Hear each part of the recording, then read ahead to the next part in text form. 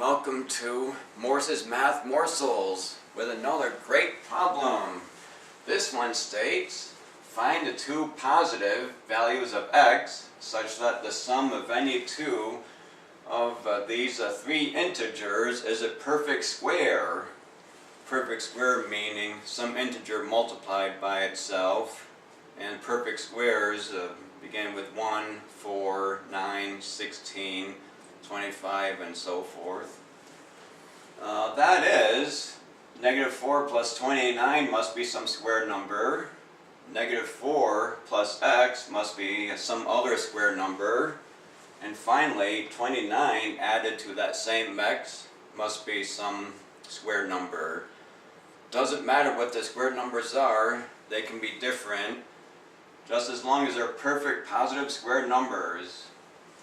Oh, is it possible to even do this?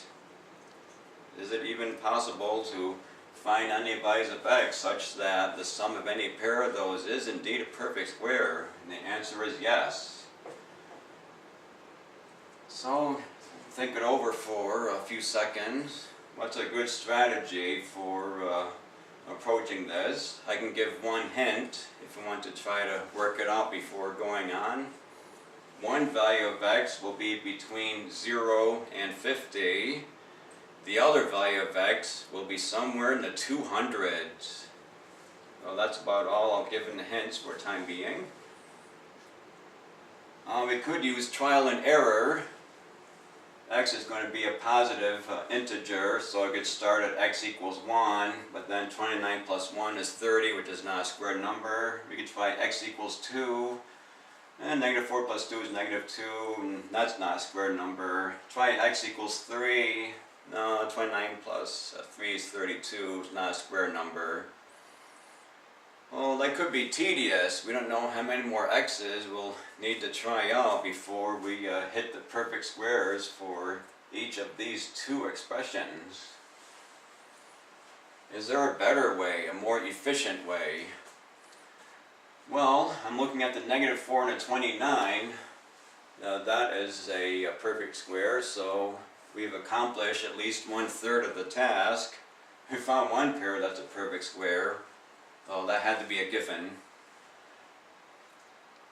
And another approach to suggest is, we are adding a negative 4 to a number, and we're adding a 29 that same number. So one square number is going to be the difference between negative 4 and 29. So that if we add negative 4 to some x, it'll be a square, and if we add whatever the difference of negative 4 and 29 is, that will yield the other square. Well, let's find the difference between 29 and negative 4. That will be 33. Alright, find two squares who differ by 33. And there are a couple such pairs of squares. Well, how can we find what squares they are? More thinking time? Well, could we express 33 as a difference of squares? Is that possible?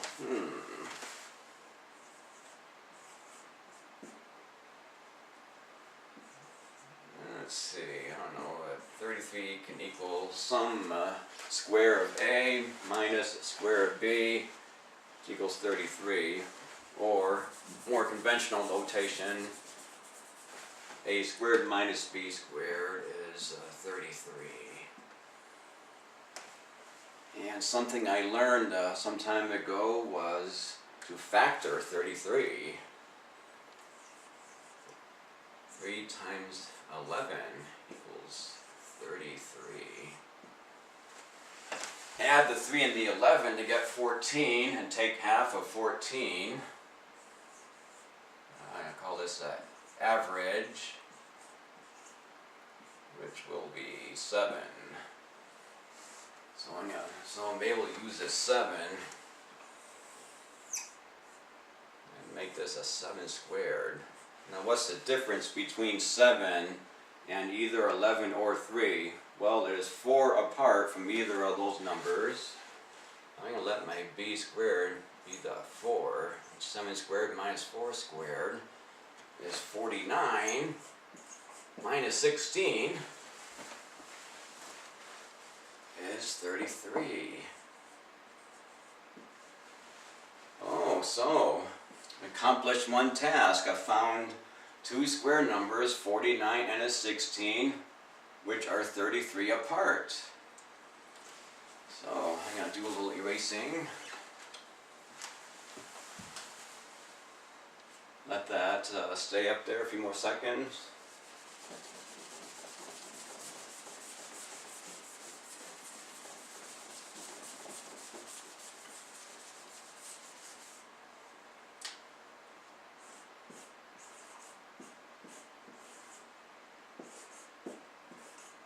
So 49, 16 are the candidate squares. So negative 4 plus x will be one of these squares, and 29 plus x will be the other of those squares. So what can x equal? So that negative 4 plus x will equal a smaller square. Negative 4 plus x equals 16. And negative 4 plus x equals 49. That's going to be actually 29. Negative 4 plus x is a smaller square. 29 plus that same x is a larger square. The squares differ by 33. And x turns out to have to equal 20 for one solution. Negative 4 plus 20 is 16. And 29 plus x, which is now 20, is 49. So, found one value of x equal 20. So far, so good. But there's another value of x. This calls for two values of x, so we need to find another difference of squares such that that difference is 33. We don't have the other value of x yet. We found the 20. I'm going to do another factoring of 33. 33 equals 1 times 33. A trivial factorization, but it is important. Add the 1 to 33 to get 34. And take half of that, finding the average of 1 and 33. This comes out to 17. Then take 1 away from 17. Or 16 away from 17. 17 and 16 differ by 1, so I'm going to use a 17 squared. And 16 squared. Remove that factorization and finding that average of 1 and 33. 17 squared minus 16 squared, do the calculations, is 289 minus 256.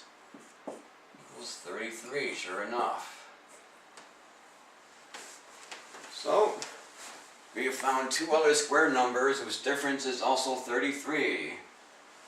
Let's see, we have the negative 4 and the 29 back in our original problem.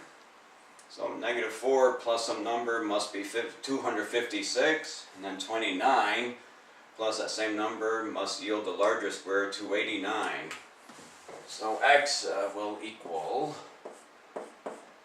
260.